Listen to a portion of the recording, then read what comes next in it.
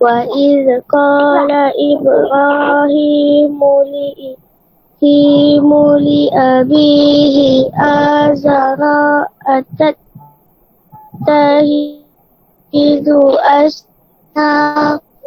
أصناما آلهة إني أراك وقومك في ضلال مبين. Sadaqallahul-Azim. Okey, Alhamdulillah. Tahniah Syazwani, bacaan yang baik, bacaan yang lancar. Cumanya satu dekat sini. Tadi Syazwani berhenti kat sini kan? Okey, Ustaz sebenarnya Ustaz dah tandakan. Warna merah ni untuk kita boleh berhenti kat sini. Kemudian warna hijau ni untuk sambung. Tadi Syazwani dia berhenti dekat sini. Alihah. Patutnya bacaannya pendek. Lihah. Tapi tadi Syazwani baca panjang. Alihah. Kan? Salah bacaannya. Kurang tepat. Jadi, kena baca dengan pendek bila kita matikan dekat sini. Alihah. Kemudian Syazwani nak ambil dekat sini semula. Alihatan inni. Okey. Untuk sambung kat sini kurang tepat. Untuk kita nak mulakan balik nak kat sini kurang tepat. Kalau kita nak mulakan kat sini, kita boleh berhenti dekat sini Syazwani. Saya tunjukkan. Kita boleh berhenti dekat sini Syazwani. Alihat daripada awal kan baca alihatan inni. Berhenti kat sini. Kemudian kita pun ambil balik daripada sini. Inni araka wa qaumaka fi dhalalin mubin. Cara dia macam tu. Jadi okeylah. Jadi tak apa kat situ. Okey. Apa-apa pun bacaannya memang bacaan yang baik, bacaan yang lancar. Okey, kita nak teruskan lagi. Ustaz nak tandakan dengan warna biru. Mulakan bacaan daripada sini sampailah sini. Ustaz nak minta yang lelaki pula. Gila-gila lelaki perempuan. Lelaki ada siapa? Akil Harith, persilakan. Okey, boleh Akil Harith baca a'udzubillahi minasyaitanirrajim dulu. Lepas tu terus baca ayat. A'udzubillahi minasyaitanirrajim. وكذلك نري إبراهيم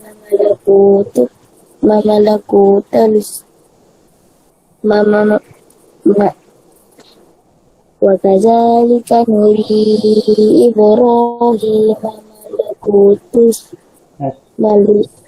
Malakutas sama. Tak jelas. Oh tak nampak kurang Tak jelas sangat. Okey, kejap. Ustaz zoom lagi. Cuba.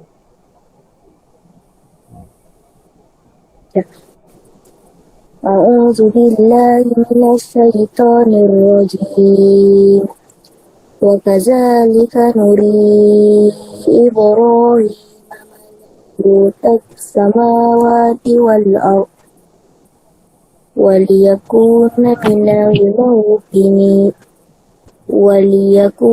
minal muqinin. Sadaqallahul-Azim. Alhamdulillah. Okey, bacaan yang bagus, bacaan lancar, sangat baik. Tahniah kepada Akil Harith, terima kasih. Tak ada apa yang Ustaz nak tegur. Jadi kita nak pergi seterusnya dekat ayat yang kat sini. Jadi mulakan daripada sini sampai habis ayat dekat sini. Ustaz nak minta yang perempuan.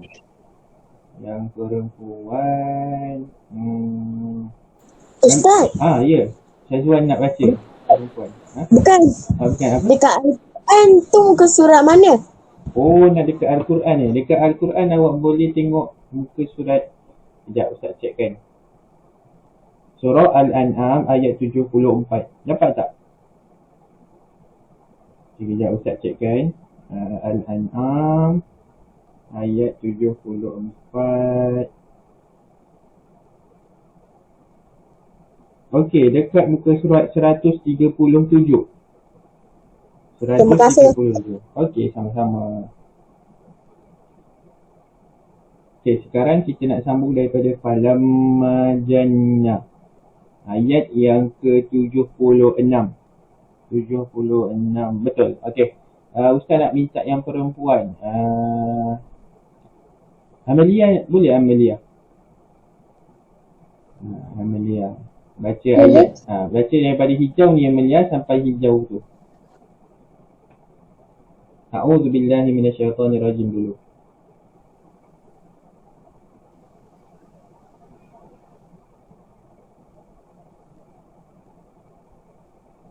Amelia tak buka mic kot. Okey, buka mic dah.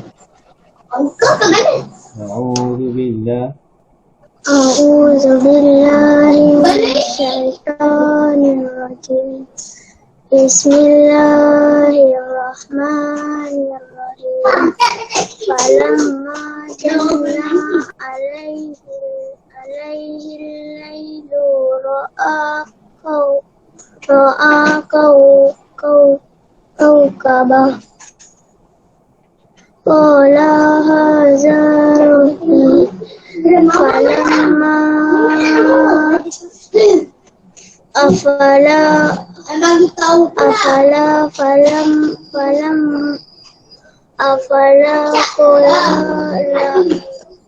la uhibul afilin. Sadaqallahul azim. Okay, alhamdulillah. Tahniah Amelia, bacaan yang baik, bacaan yang lancar. Tetapi ada beberapa dekat tempat yang awak baca panjang. Sepatutnya pendek. Contohnya dekat sini. Falamma janna alaikan. Janna. Sepatutnya pendek. Janna alaihi. Janna alaihi. Dekat sini. Okay, itu satu. Kemudian dekat sini. Ini berhenti dah bagus dah. Betul dah. Boleh berhenti kat sini kalau nak berhenti. Tapi kalau tanda ni sebenarnya wasal lebih baik. Maksudnya lebih baik kita sambung. Tapi kadang-kadang nafas kita tak panjang. Jadi kita nak berhenti sini pun boleh. Kemudian qala hadza. Patutnya qala hadza. Tapi tadi Amelia baca qala hadza. Qala. Panjang kan? Tak boleh. Maksudnya pendek. Qala hadza. Macam tu. Okey, dan last sekali dekat sini sama juga. Qala juga ni terbaca panjang. Qala. Salah. Jadi kena baca qala la uhibbul. Macam tu. Okey, itu sahaja. Tahniah Amelia, bagus. Okey, seterusnya adalah kita nak mulakan daripada falamma sini sampailah akhir sini. Ustaz nak minta yang lelaki. Ada sesiapa nak baca? Okey, kita persilakan Syazwan. Sila baca yang warna purple tu. Saya. Yang warna purple tu Syazwan. A'udzubillahi minasyaitonirrajim dulu. Lepas tu terus dibaca. Minasyaitonirrajim. Bismillahirrahmanirrahim. Falamma ra'al qamara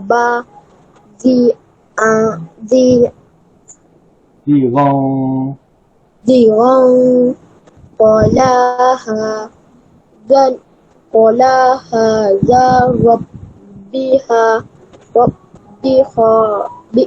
Nak berhenti boleh berhenti.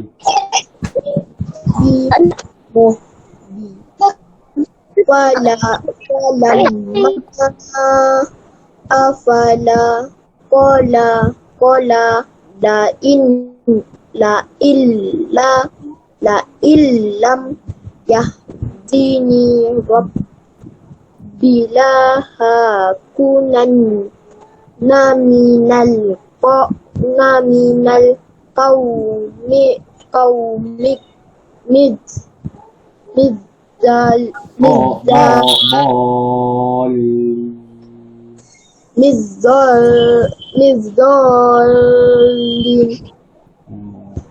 Sadaqallahul azim.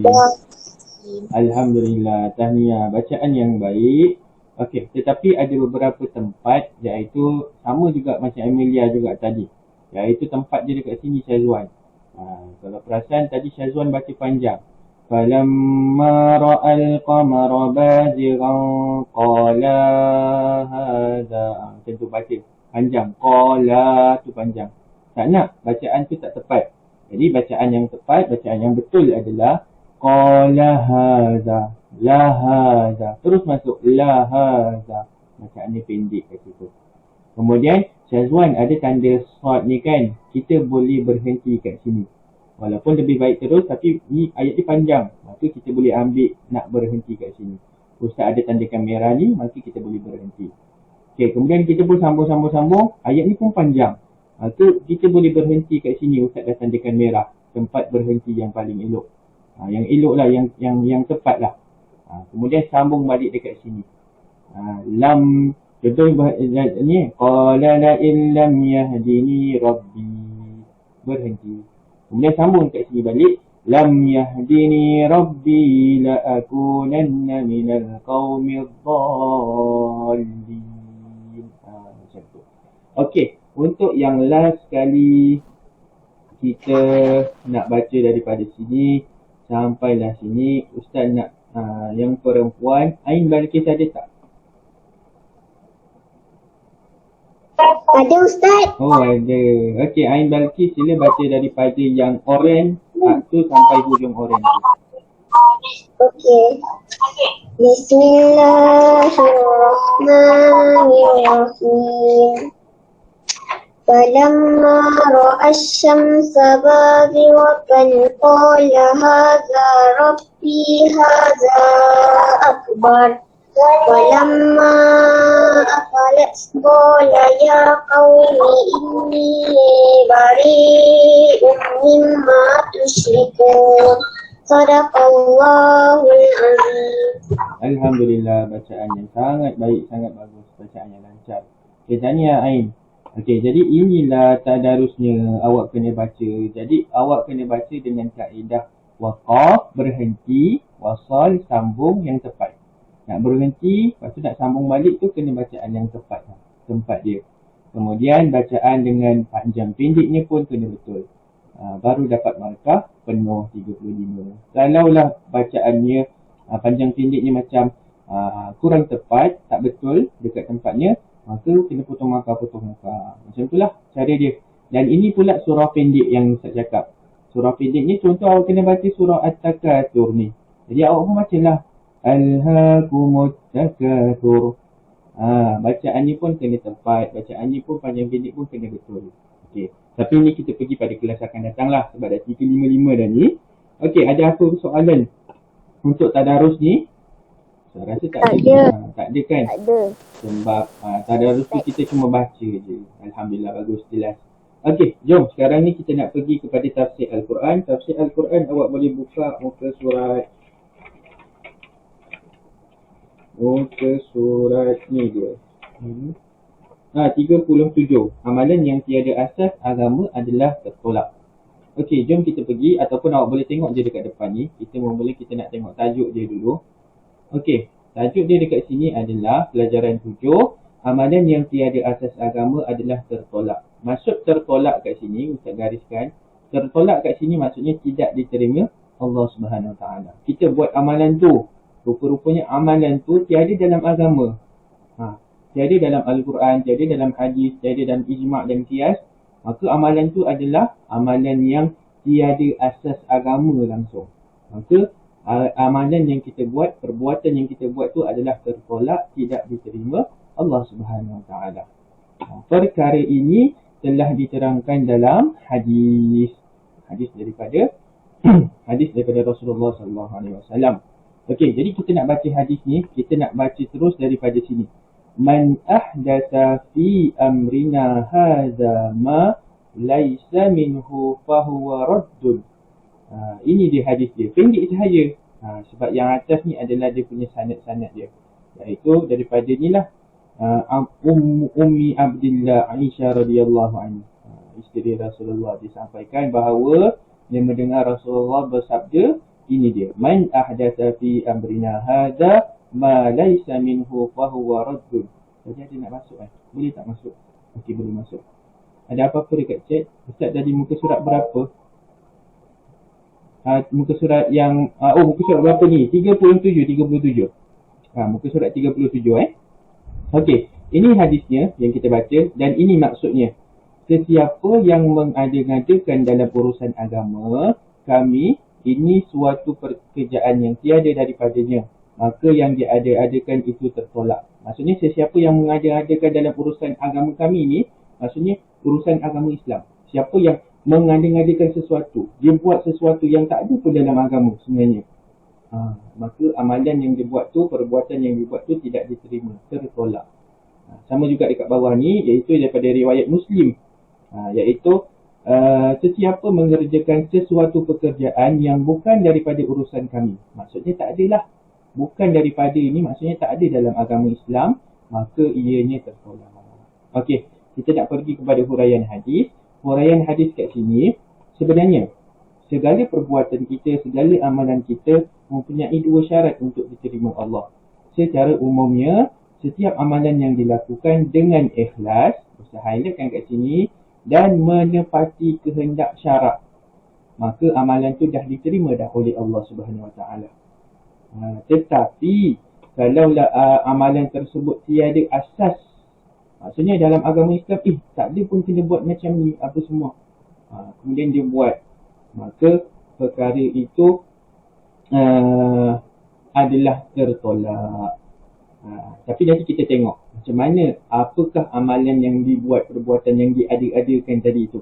Dia tak ada dalam agama Islam, tak ada dalam Al-Quran, tak ada dalam hadis, tak ada dalam ijma' ataupun qiyas, tapi dia buat. Kita tengok apa perkara yang dia buat tu sehinggakan ianya tertolak. Okey, jom kita tengok. Jadinya kita terus tengok kat sini. Dalam perbuatan kita, dalam amalan kita, ada dua bahagian, ataupun boleh dijelaskan dalam dua jenis. Yang pertama adalah sunnah dan yang kedua adalah bid'ah. Sunnah ni apa?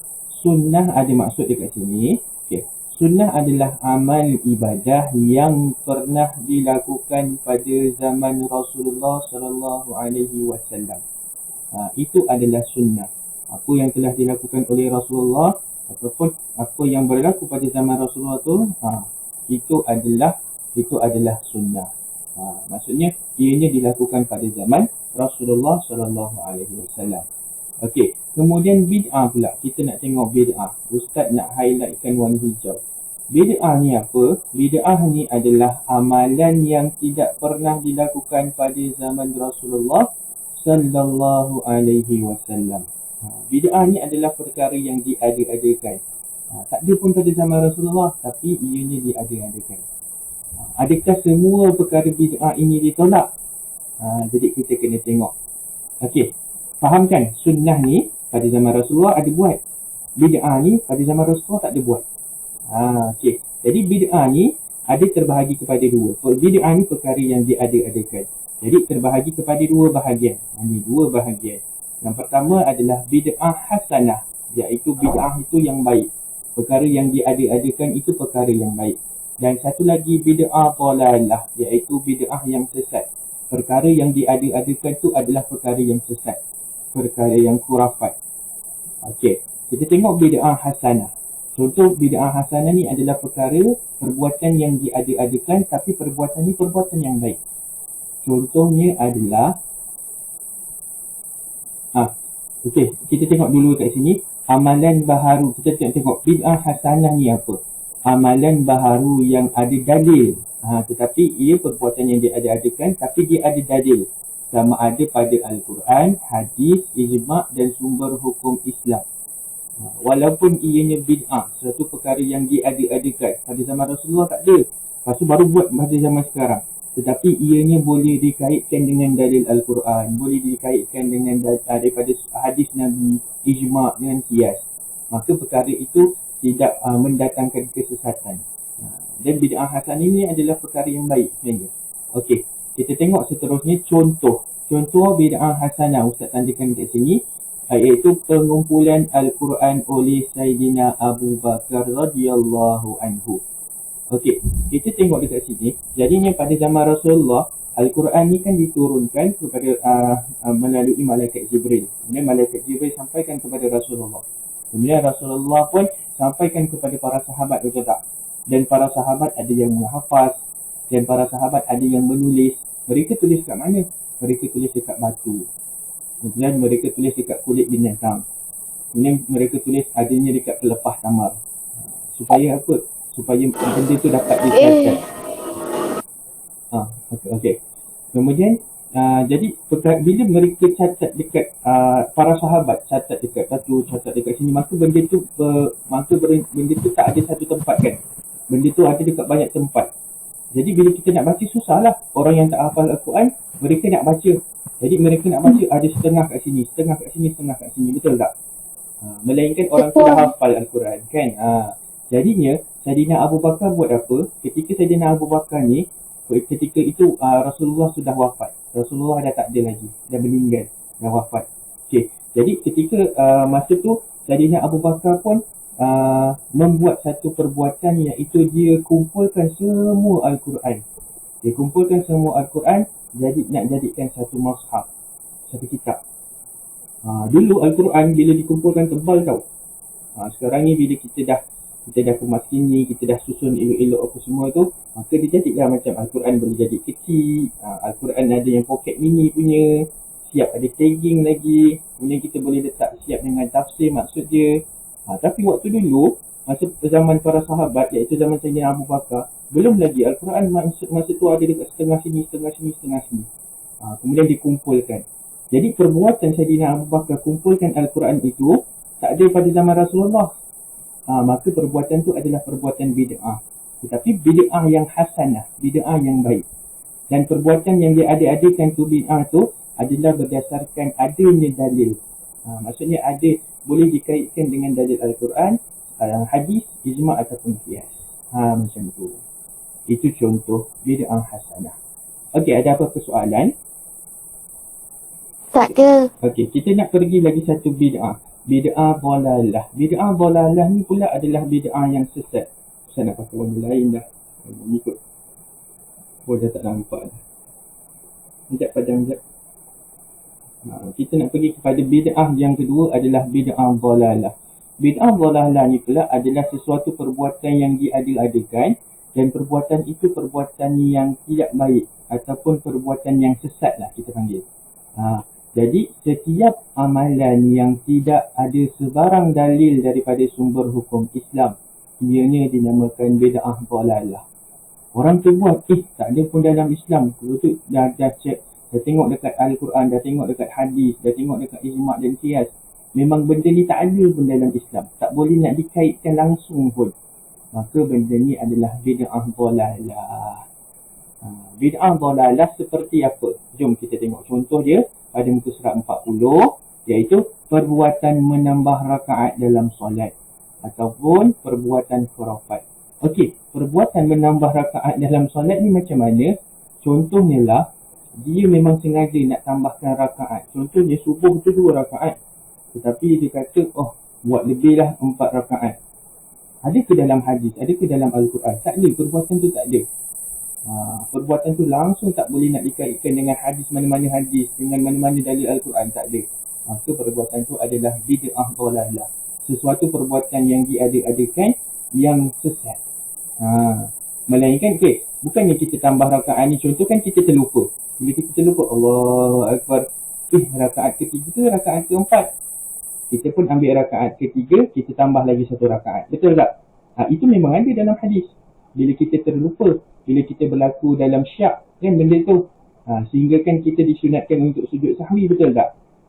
Tapi ini dia bukan terlupa, bukan apa, dia memang sengaja nak tambah rakaat. Dia kata, nak dapat banyak pahala lah, maka dia pun buatlah subuh 4 rakaat, ikut dia punya perbuatan tu. Maka dekat situ sesat, bid'ah dhalalah.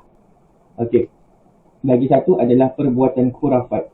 Perbuatan khurafat ni khurafat ni maksudnya adalah satu kepercayaan. Awak boleh tengok maksud khurafat ada dekat sini. Ni dia. Kepercayaan. Khurafat adalah kepercayaan yang karut ataupun songsang ataupun tahyul. Contoh apa perkara yang ni? Apa perkara yang songsang tahyul? Contohlah, pernah dengar tak kalau kita sepit kuku, kerat kuku, potong kuku. Kita potong kuku waktu malam, nanti ada hantu datang. Hantu kuku datang. Macam tu lah lebih kurang. Masa ustaz waktu kecil biasa dengar perkara ni. Jadi benda ni Saya tak pernah. tak pernah dengar. Tapi Saya tak pernah. saya tak pernah. Jadi memang ada waktu dulu ni macam satu kepercayaan lah. Satu kepercayaan yang di mana dia ni sebenarnya mitos tau. Mitos ni maksudnya perkara yang dibuat-buat. Perkara ni tak betul mitos ni. Jadi Tak wujud pun tapi dia rasa tak macam wujud pun. betul. Dia rasa macam betul sehingga kan dia memang ada orang setengah orang memang percaya sangat-sangat. Kalau dia dah percaya sangat-sangat, benda tu bahayalah. Takut-takut mendatangkan dosa kepada syirik pula. Tapi kepercayaan khurafat ni adalah kepercayaan yang tak ada pun dalam agama Islam. Dalam Islam pun tak ada cakap dilarang potong kuku waktu malam kerana akan mendapat gangguan syaitan. Tak ada. Jadi perkara itu dibuat-buat. Tapi sebenarnya orang-orang dulu dia buat macam tu sebab apa? Sebab dia tak nak bagi anak-anak potong kuku waktu malam. Waktu malam ni gelap. Bila potong takut terluka, takut mendatangkan kecederaan. Sebab tu. Tapi ada setengah orang ni dia terlampau serius, maka dia ambil perkara tu, dia percaya betul-betul. Itu yang bahaya dia. Contohnya apa lagi kalau Sorok-sorok waktu maghrib. ada sorok-sorok waktu maghrib, tak tahulah. Tapi yang biasa Ustaz, yang ada Ustaz dengar, kalau menyanyi dekat dapur waktu masak, nanti tak kahwin-kahwin. Ke kahwin dengan orang tu. Tak ingat lah Ustaz, tapi lebih kurang ada. Ustaz. Ada lah. Apa? Mana ada Ustaz? Tak pernah dengar juga? Awak tak pernah dengar sesuatu yang macam awak rasa macam tak betul yang macam tu? Ada tak pernah? Saya pernah banyak kali. Apa dia? Saya tak pernah dengar. Tak pernah dengar. Apa yang Aziza cakap tadi? Saya pernah banyak. Okey, Acap dengar apa? Pasal apa? Perkara dia. Khurafat. Yang tak boleh, yang macam saya pernah lah percaya tak boleh sorok-sorok waktu maghrib nanti ada hantu. Saya cakap Okey, itu betul lah Acap. betul juga. Itu betul. Sebab apa? Syaitan ni, jin dan syaitan dia akan keluar pada waktu maghrib tau. Jadi dalam hadis Rasulullah kata apa? Kita kena masuk dalam rumah, kemudian kita kena tutup pintu, tutup tingkap. Jangan biarkan dia terbuka maksudnya. Sebab apa? Sebab waktu waktu maghrib ni lah, banyaknya syaitan dan jin berkeliaran dekat luar. Sebab tu kita dilarang main ataupun kita dilarang macam tak elok keluar waktu maghrib ni. Waktu maghrib antara waktu yang malaikat pula. Jin dengan syaitan dia keluar berkeliaran. Apa dia? Saya ada. Okey, apa dia? Apa yang Syazwan dengar? Jangan tidur waktu asar. Itu pun sama. Itu pun ada dalam hadis. Dalam hadis kata kita tidak digalakkan tidur pada waktu asar kerana apa? Boleh mewarisi nyanyuk. Penyakit nyanyuk. Bukan macam kita tidur maghrib tu boleh jadi nyanyuk ke? Maghrib, dia sini bukan maghrib, dia sini asar tau. Lepas daripada asar, nak ke maghrib tu. Kan asar nak ke maghrib kan? Waktu tu lah kita tidak elok untuk tidur. Tapi maksudnya bukanlah dilarang. Macam bukanlah dilarang. Bukanlah. Kalau mengantuk sangat. Itulah baru nak cakap. Kalau mengantuk sangat, dia bukanlah macam dilarang langsung. Tak boleh tidur, nanti berdosa. Tak, dia tak dosa. Cuma kita ni tak digalakkan untuk tidur waktu selepas asar. Sebab apa? Waktu tu memang antara, sebenarnya kalau kita cuba tidur waktu asar ni, nanti kita macam tak betul tau bila bangun. Kita akan jadi macam Patutlah saya pernah kena macam tu. sebab memang dah lupa apa jadi. Bangun ambil kiblat. Apa bangun-bangun ambil kiblat? Masa tu saya tidur asar, bangun-bangun ambil kiblat dengan telekung. Solat depan mak kita. Betul. Sebenarnya sebab itulah waktu asar tu antara alasan ni Rasulullah tak galak kan. Ada dalam hadis. Sebab memang antara perkara yang boleh kita boleh mendapat penyakit nyanyuk yang tu. Sebab itulah waktu asar tu tak elok kita tidur. Bukan tak boleh masuk langsung tu. Contoh kata Ain, dah ngantuk sangat ni. Boleh tidur sekejap. Tidurlah sekejap, kita nak tidur 10 minit je, boleh. Ustaz pun kadang-kadang lah. Macam sebab daripada pagi buat kerja kan. Tu sampai petang ni kan, dah lepas jawab Ustaz macam dah tak laras sangat. Ustaz pun tidur sekejap, 5-10 minit. Sudah, macam tu je. Patutlah saya selalu lupa-lupa. Itulah, tapi kalau boleh elakkan tidur lepas asar. Macam tu. Okey, itu. Okey, selesai. Jadi itulah dia tentang apa? Jadi lupa dah. Tentang perkara bid'ah dhalalah. Bid'ah dhalalah ni ada dua contoh kat sini dia bagi. Perbuatan menambah rakaat dalam solat, kemudian perbuatan khurafat. Khurafat antara yang tadi itulah. Macam tu. Okey, kita tengok dekat pengajaran hadis, kita ambil dua. Iaitu setiap ibadah yang dilakukan mestilah berpandukan petunjuk syarak sebagai syarat untuk diterima oleh Allah Subhanahu Wa Taala. Jadi kita lakukan sesuatu amalan, perbuatan tu, kita kena pastikan bahawa amalan perbuatan tu ada dalam hadis, ada dalam Al-Quran, ada dalam hukum syarak Islam. Hukum syarak. Maka kita tak risaulah supaya antara syarat amalan perbuatan tu nak diterima Allah, pertama sekali mesti ada asas agama Islam. Kemudian kita tengok lagi sekali dekat dua ni, bid'ah terbahagi kepada dua, bid'ah hasanah, bid'ah dhalalah. Bid'ah hasanah ni jadi ada kaitan, boleh berkait dengan dalil agama, dengan dalil Al-Quran, sunnah, ijma' dan qiyas. Tapi bid'ah dhalalah ni langsung tak ada kaitan. Tak ada kaitan dengan hukum hakam dalam Islam. Tak ada kaitan dalam Al-Quran. Maka ini yang bahayanya. Okey, bid'ah hasanah boleh diamalkan, manakala bid'ah dhalalah wajib ditolak. Bila kita dapat sesuatu, perkara ni tak ada dalam Al-Quran, tak ada dalam Islam pun, Islam tak pernah ajar pun, maka kita wajib tolak perkara tersebut. Okey, ada apa-apa soalan sebelum kita pergi latihan pengukuhan? Tak ada. Tak ada. Okey, jom kita pergi latihan pengukuhan. Yang pertama ni dia tanya, apakah pengertian bagi kalimah di bawah? Jadi, apa maksud sunnah? Kita dah tengok tadi kan. Sunnah ni perbuatan yang dilakukan pada zaman Rasulullah. Okey, Ustaz tanda dulu macam ni lah. Okey. Sunnah adalah perbuatan, amalan yang dilakukan pada zaman Rasulullah. Dan bid'ah ni perbuatan, amalan yang tidak dilakukan pada zaman Rasulullah. Bid'ah, sesuatu perkara yang diada-adakan. Okey, jadinya Ustaz dah tuliskan dekat awak. Ini dia. Inilah dia ni. Ustaz tarik balik, masuk kat sini. Inilah dia. Kalau tak pun awak boleh tengok dekat dalam kitab awak. Sama je Ustaz dah tuliskan ni. Dalam kitab pun ada, dalam kitab dekat sini. Ni.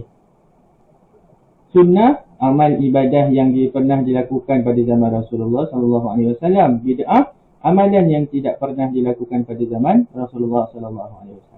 Itu dia. Okey, selesai kat sini. Nombor 2 pula. Tuliskan 2 bahagian bid'ah. Kita tahu bid'ah ada apa? Bid'ah hasanah dan lagi satu bid'ah dhalalah. Hasanah ni yang baik, yang ada kait, yang ada dalam dalil. Dalil Al-Quran, hadis, ijma' dan qiyas. Untuk dhalalah ni langsung tak ada dalam Islam. Tak ada dalam hukum syarak Islam. Tak ada dalam Al-Quran, hadis semua tak ada. Maka ada 2, hasanah dan dhalalah. Ini dia Ustaz dah tuliskan dekat awak, jadi kena tarik je. Yang ini dia nak apa? Yang ini dia nak 2 bahagian bid'ah. Okey, last sekali. Apakah contoh perkara bid'ah hasanah? Bid'ah hasanah ni bid'ah yang baik lah. Dhalalah tadi yang sesat. Okey, Ustaz nak minta Acap jawab. Boleh Acap? Apa jawapannya Acap? Alif ba ke ta?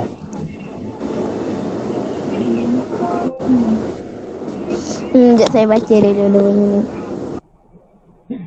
Bid'ah hasanah contohnya. Yang pertama, pengumpulan Al-Quran oleh Sayyidina Abu Bakar. Yang menambah rakaat dalam solat. Ta, perbuatan khurafat. Mana satu bid'ah hasanah?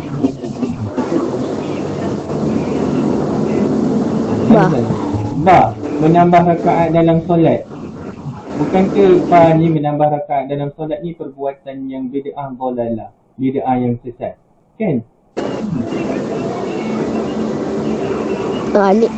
Okey, alhamdulillah, betul. Tanya Acap. Jawapannya alif. Pengumpulan Al-Quran oleh Sayyidina Abu Bakar radhiyallahu anhu. Okey. Ustaz rakam tak? Rakam? Oh, nasib baik. Okey. Jadinya kenapa satu ni? Yang pertama sekali, tadi kan Ustaz dah terangkan dekat awak, Acap dengan sini. Jadinya pengumpulan dulu pada zaman Rasulullah, Al-Quran ini terasing tau. Ada dekat setengah sini. Kemudian Rasulullah dah wafat.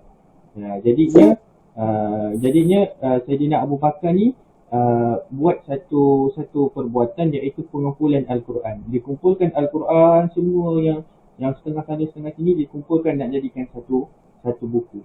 Ataupun satu kitab ni satu mushaf. Dulu tebal. Makin lama kita dah ni, makin lama makin nipis lah. Kemudian apa? Jadi ini adalah bid'ah perbuatan ni, tetapi bid'ah hasanah yang ada dalam dalil Al-Quran, sunnah, hadis, ijma' dan qiyas macam tu. Okay, yang menambah rakaat ni tak ada. Menambah rakaat ni contoh, solat subuh 2 rakaat tadi tu kan yang Ustaz cakap. Kemudian dia sengaja nak tambah lagi 2 rakaat dan jadikan 4 rakaat. Pada dia, bila tambah banyak-banyak rakaat tu, banyaklah pahala dia. Tapi salah. Sebenarnya benda tu tak ada dalam dalil Al-Quran ataupun hadis ataupun sebagainya. Jadi perkara itu bid'ah dhalalah, bid'ah yang sesat. Perbuatan khurafat tadi kita dah bincang. Okey, itu dia. Okey, kita nak pergi kepada tauhid. Sebelum kita nak pergi kepada tauhid, ada apa-apa soalan tentang tafsir? Tak ada. Yakin? Tak ada. Okey. Tak ada. Ustaz tengok dekat chat kejap. Ustaz Raka tak? Raka? Dia lupa letak M. Okey. Saja dia. Okey. Jom kita nak mulakan untuk tauhid pula sebelum apa dia, kenapa tu? Okey dah. Okey, kita nak tengok tauhid pula. Tauhid ni kita nak masuk sikit dia sebab lepas ni kita nak buat PCHI Okey, untuk tauhid, sifat-sifat yang berta'alluq. Maksudnya sifat-sifat yang berta'alluq ni contohnya sifat-sifat tu yang berkait. Okey, kita tengok dulu contoh dia. Sifat-sifat ta'alluq adalah sifat-sifat yang mempunyai ta'alluq. Ialah 6 sifat daripada sifat ma'ani, iaitu kudrah, iradah, ilmun, sama', basar, kalam. Okey, kita dah belajar betul tak 20 sifat Allah? 20 sifat Allah kita dah belajar dekat sini. Iaitu adanya nafsiyah, salbiyah, ma'ani, maknawiyah. 20 sifat wajib Allah terbahagi kepada 4 bahagian kan? Kita dah belajar nafsiyah apa, salbiyah apa, ma'ani apa, maknawiyah apa. Jadi untuk sifat ta'alluq ni hanya ada pada ma'ani sahaja. Iaitu ada 6 sifat tu. 6 sifat ni apa? 6 sifat ni adalah ini dia. Kudrah, iradah, ilmun, sama', basar, kalam. Inilah 6 dia. Kita ambil contoh satu. Contoh satu ini adalah sifat kudrah. Kudrah ni bermaksud Allah Maha Kuasa. Betul tak? Jadi Allah Maha Berkuasa kepada siapa? Allah berkuasa kepada makhluk. Semua makhluk. Manusia, alam tumbuh-tumbuhan, binatang, semua Allah berkuasa. Alam sekitar, seluruh dunia ni, seluruh alam ni Allah berkuasa. Allah berkuasa kepada malaikat. Allah berkuasa kepada jin, iblis, syaitan. Semuanya, semua makhluk yang Allah ciptakan, semua makhluk yang ada di muka bumi ni, Allah berkuasa terhadapnya. Jadi kudrah ni berta'alluq. Ta'alluq ni berkait dengan siapa? Macam tu. Contoh kudrah berkuasa. Maksud ta'alluq kat sini adalah berkait ataupun berkait dengan apa dia. Allah berkuasa. Berkuasa apa? Berkuasa menurunkan hujan, ribut, taufan ataupun bencana.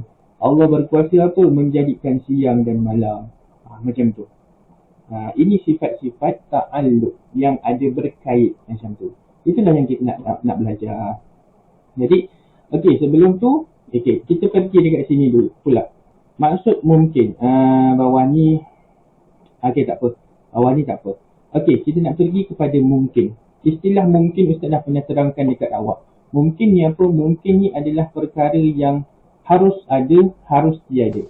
Maksudnya, ianya adalah perkara tu tergantung, berta'alluq. Tergantung kepada Allah sama ada nak jadikan ataupun tidak. Okey, jadi kat sini dengar, mungkin ni adalah harus pada Allah untuk jadikan sesuatu ataupun tidak jadikan sesuatu. Contohnya lah, kalau kita tengok orang perempuan tu mengandung. Betul tak? Bila perempuan tu mengandung, kalau dalam kita punya fikiran, akal kita, sepatutnya ianya lahir. Baby tu lahir. Betul tak? Tetapi ianya terpulang kepada kuasa Allah. Tergantung kepada kuasa Allah. Sama ada, iaitu Allah nak memberikan bayi itu lahir ataupun bayi itu tak lahir. Betul tak? Macam kita lah, kita ni hidup. Kita boleh esok untuk hidup ataupun esok ni kita mati. Jadi semua itu adalah mungkin. Jadinya Allah, semua itu adalah harus pada Allah. Sama ada Allah nak hidupkan kita untuk selama 30 tahun lagi ataupun Allah nak matikan kita pada sekarang, pada akan datang ni. Itu maksud mungkin. Harus pada Allah nak adakan sesuatu, nak tiadakan sesuatu. Okey. Jadi bawah ni pula sekejap tekat pula. Baru tu dah. Okey. Ini tentang wajib ardi. Wajib yang mendatang. Yang ini pula adalah mustahil ardi. Okey, tak apa. Ini Ustaz terangkan. Sebab kalau nak terangkan susah pula sebab kita kan online kan. Kalau dekat dalam kelas Ustaz, ni okey nak terangkan. Okey, kita masuk kudrah ni akan datang. Kita nak belajar tentang ta'aluk dulu. Jadi inilah sifat ta'aluk. Sifat ta'aluk ni adalah sifat yang berkait kepada makhluk. Nampak kat sini? Berkait kepada makhluk. Contohnya lah, Allah berkuasa. Berkuasa kepada siapa? Berkuasa kepada makhluk lah. Berkuasa kepada siapa? Berkuasa kepada alam, seluruh alam. Allah nak jadikan bumi, Allah nak jadikan meteorit ke, Allah nak jadikan apa tu saja. Semua itu atas kekuasaan Allah. Betul tak? Itulah maksud Allah Maha berkuasa. Ataupun itulah maksud sifat-sifat yang berta'aluk. Iaitu sifat yang berkait kepada makhluk. Makhluk ni tak semestinya manusia. Makhluk ni macam-macam. Makhluk ni adalah tumbuh-tumbuhan, binatang-binatang, laut, makhluk. Apa lagi makhluk? Semua makhluk. Malaikat, jin, iblis, syaitan, itu semua makhluk. Makhluk ni bukan manusia sahaja. Makhluk ni adalah ciptaan Allah. Itulah makhluk. Okey, ada apa-apa soalan? Saya nak pergi latihan pengukuhan. Ada. Tak ada. Sebab mula kan, sebab sikit je ni Ustaz sentuh untuk tauhid ni. Okey, soalan yang pertama. Jadi Ustaz bacakan, kemudian Ustaz nak beberapa orang jawab. Soalan pertama, Allah, hujan. Soalan yang pertama, sifat yang mempunyai ta'aluk ialah 6 sifat daripada sifat. Apa tadi? Daripada sifat apa? Kan ada nafsiyah, salbiyah, ma'ani, maknawiyah tadi kan? Ustaz cakap yang mana satu tadi tu? Sifat ta'aluk ni ada 6. Qudrah, iradah, ilmun, sama'. Itu adalah sifat daripada apa? Nafsiyah ke, ma'ani ke, salbiyah? Ustaz nak minta Syazwani jawab. Ada satu Syazwani. Nafsiyah ke, ma'ani ke, salbiyah? Okey, kalau ni Ustaz tunjukkan sikit Syazwani, Ustaz bagi idea sikit. Kat tepi ni ada kita ada 20 sifat wajib terbahagi kepada 4. 1, 2, 3, 4. Tak semua ni, bukan semua ni adalah sifat-sifat ta'aluk. Hanya ada satu je daripada ni. Apa dia? Yang warna kuning tu. Jadi, sekejap. Jadi, apa jawapan dia?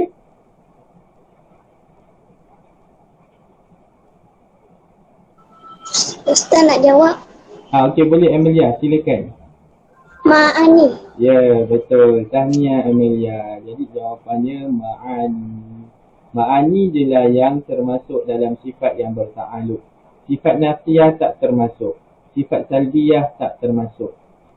Apa sifat nafsiyah, apa sifat salbiyah? Ustaz ada ambil gambar kat sini. Iaitu inilah dia dalam kitab awak ni. Muka surat 26. Sifat nafsiyah apa? Sifat nafsiyah adalah, dalam ni adalah wujud. Salbiyah apa? Dalamnya kidam, baqa', mukhalafatuhu lil hawadis, qiyamuhu ta'ala binafsi wahdaniyah.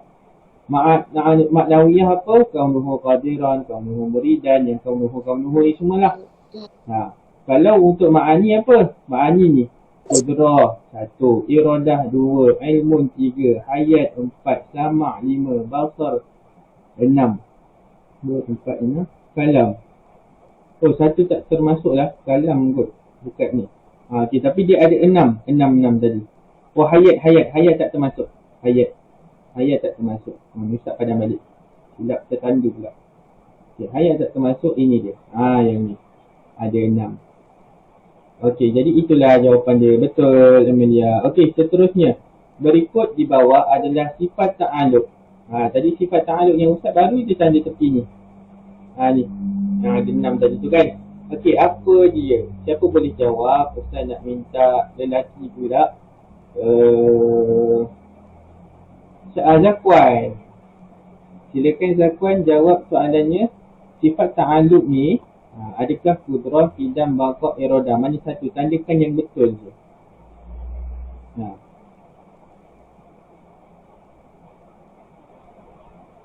Syazwan boleh tengok kat sini, Syazwan. Susah pula kat sini. Boleh lah kat sini. Ni. Yang Ustaz tandakan merah ni, ini je lah dia. Lemon, samak, ada 6. Semua sekali ada 6. Hayat ni tak termasuk. Hayat tak termasuk. 6 daripada sifat ma'ani. Jadi 6 ni, cari yang dalam ni, Syazwan. Syazwan, Zakwan. Mana satu? Kudrah, ada tak kudrah tadi? Mana Zakwannya? Ada tak kudrah? Ada. Syazwan ke Zakwan? Zakwan.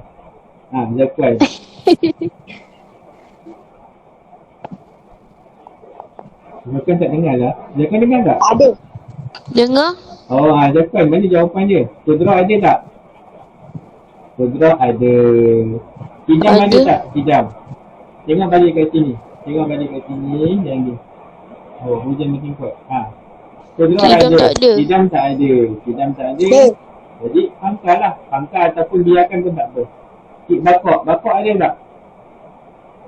Bapak tak ada. Betul kan? Bapak tak ada. Okey, iradah lah. Ada tak? Ada. Iradah ada kan? Iradah dengan kudrah ni ada. Jadi kita pun tanda. Jadi inilah jawapan dia. Pangkal ni kalau awak tak buat pun tak apa. Awak kosongkan macam ni pun boleh. Sebab dia kata apa? Tanda right pada jawapan yang betul. Jadi tanda right dia. Dengar tak soal Ustaz? Betul tempat ni? Okey. Dengar. Okey. Dengar. Okey, seterusnya. Apakah maksud mungkin? Tadi Ustaz dah cakap mungkin ni adalah apa? Adakah wajib ada? Wajib tiada? Ataupun harus adanya atau dan tiadanya? Maksudnya apa? Harus adanya dan tiada ni maksudnya bergantung pada Allah untuk jadikan sesuatu ataupun tidak jadikan sesuatu. Okey, Syazwan, apa jawapan dia, Syazwan? Mungkin. Boleh tengok dekat kitab muka surat yang ini kalau tak. Ni. Harus apa? Okey, alif ba kitab Syazwan. Syazwan.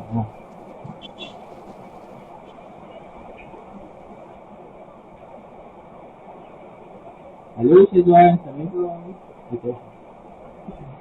Boleh tak Syazwan tu tak dengar ke? Okey, Syazwan ni Syazwan ni dia. Syazwan Syazwan. Oh. Alif ba kita Syazwan. Alif ba kita jawapan awak.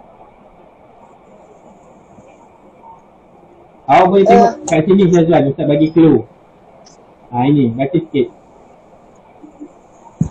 Apa maksud mungkin? Dah. Okey, jawab.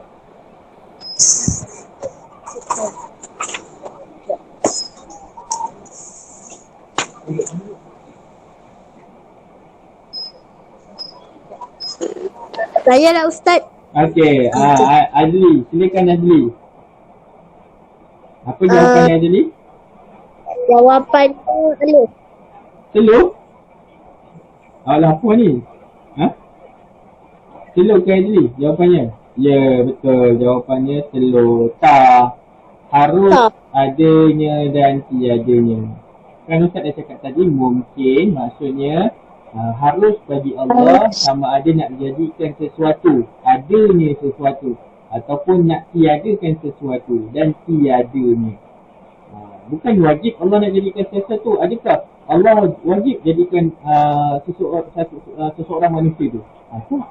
Ini terpulang kepada Allah. Sama ada Allah nak jadikan dia ataupun tak, itu hal ini terpulang kepada Allah. Mungkin maksudnya. Maksudnya harus pada Allah. Kan?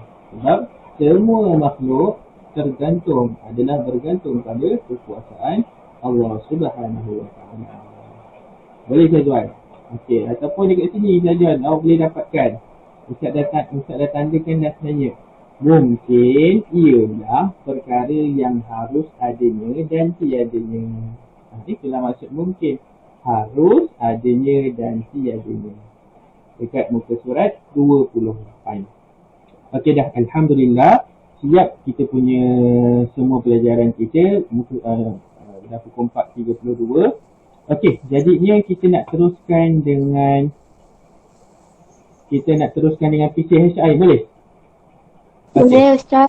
PCHI ada 22 orang ni. Jadi Ustaz nak 22 orang ni jawab PCHI sekarang Ustaz bagi masa sampailah pukul 5. Ustaz akan ada dekat Google Meet sampai pukul 5. Jadinya muka surat. Okey, jadinya awak jawab PCHI. Nanti Ustaz bagi link sekejap lagi ni dekat dalam grup WhatsApp. Awak pun tekan, awak jawab.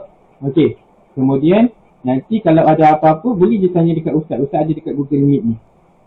Awak tengah-tengah jawab cakap Ustaz ada ni macam ni, boleh Ustaz tu jawab. Okey, Ustaz tunjukkan dulu tentang Google Meet. Ustaz stop presenting. Okey, Ustaz buka Google Meet. Google Meet pula. Ustaz. Ya? Nak tanya jawapan boleh? Tanya jawapan pun boleh, tapi Ustaz takkan jawab. Tanya jawapan ni lain macam. Okey, jom Ustaz share dekat awak tab. Okey, bila awak dah tekan link tu, maka akan keluarlah macam ni. Okey, inilah dia UPKK tu. Jadi awak pun baca ini adalah perasaan apa semua dan awak kena isi email awak. Contoh email